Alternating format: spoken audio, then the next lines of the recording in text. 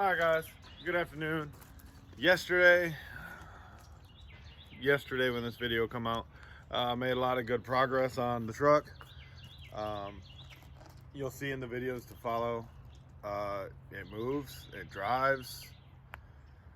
So it's a lot of good progress. I think this is an update a lot of people have been looking forward to.